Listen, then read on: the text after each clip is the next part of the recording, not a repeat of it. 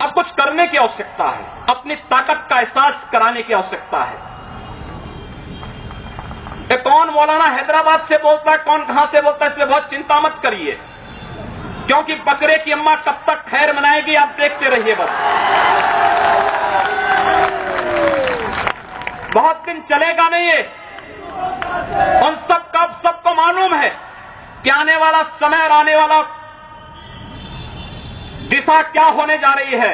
यह हिंदुत्व की सदी है और हिंदुत्व की सदी केवल भारत की नहीं दुनिया की सदी होगी। पूरी दुनिया के अंदर हिंदुत्व का झंडा एक बार पुनः मजबूती के साथ भगवा झंडा दुनिया के अंदर कोने कोने में लहराएगा।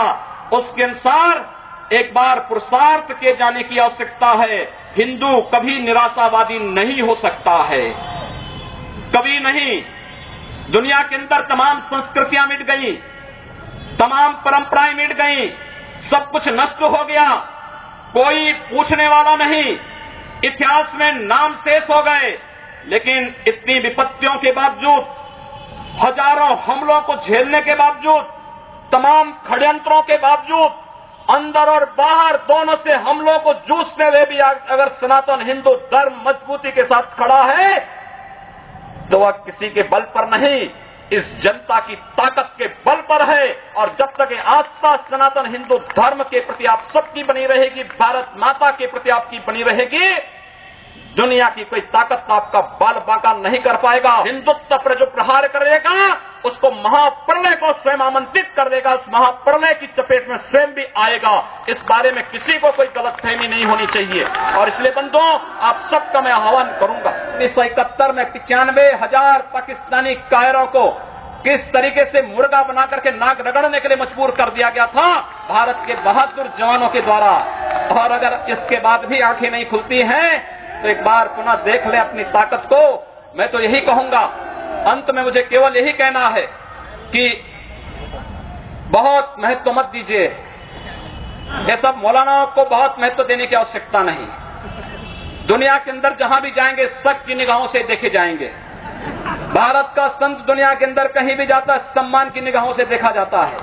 पूरी दुनिया के अंदर जहां भी भारत की संत परंपरा जाती है। सिंगापुर में मैं गया, मैं देर में पहुंचा, जब एयरलाइंस में बैठने के लिए हुआ तो उसने मेरे कपड़े देखे और सबसे आगे की सीट में बैठे हुए लोग वो खड़े हो गए, वो मुझे बुलाने लगे कि आप आगे। मैंने कहा नहीं, मेरी सीट पीछे। कहा नहीं आप आगे बैठिए। वहां की थाईलैंड में गए, वहां की बस में आगे की 2 सीट तो केवल संतों के लिए है, यानी मुफ्त में यात्रा आप करिए, जितनी यात्रा कर सकते हैं। दुनिया के अंदर कहीं भी आप जाएंगे, भारत की संत परंपरा का सम्मान है और भारतीय नागरिकों का सम्मान है। यह भारतीयता की देन है। ओबामा जी, इसके लिए किसी से हम लोगों को सर्टिफिकेट लेने की आवश्यकता नहीं। हमारा प्रमाण हमारी विरासत है, हमें जो कुछ भी मिला है वह दुनिया के सामने है। लेकिन याद रखना, अगर कोई हिंदुत्व को छेड़ेगा तो वह मानवता की बर्बादी का संदेश होगा और कुछ नहीं होगा। हिंदुत्व दुनिया के अंदर सुख और शांति का प्रतीक है और विश्व हिंदू परिषद इसका नेतृत्व कर रहा है। जब पाकिस्तान के अंदर वहां पर धर्मांतरण की गतिविधियों में लिप्त पादरियों की निर्मम हत्या होती है, तब ब्रिटेन कुछ नहीं बोलता, तब ऑस्ट्रेलिया कुछ नहीं बोलता, तब दुनिया के अंदर वेटिकन सिटी से कोई आवाज नहीं निकलती है।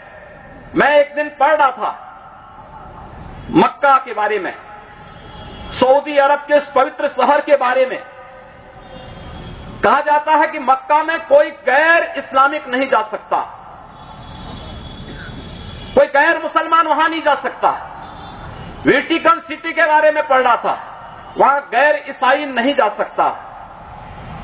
लेकिन काशी हिंदुओं की सांस्कृतिक राजधानी है, धार्मिक नगरी है, काशी के अंदर सब लोग आ सकते हैं। अब उदार कौन है?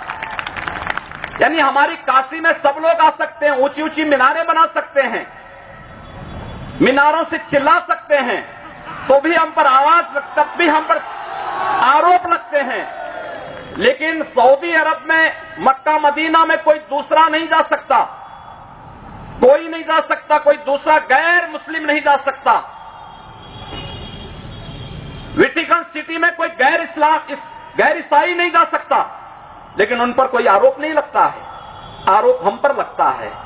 आप उन सच्चाइयों को देखिए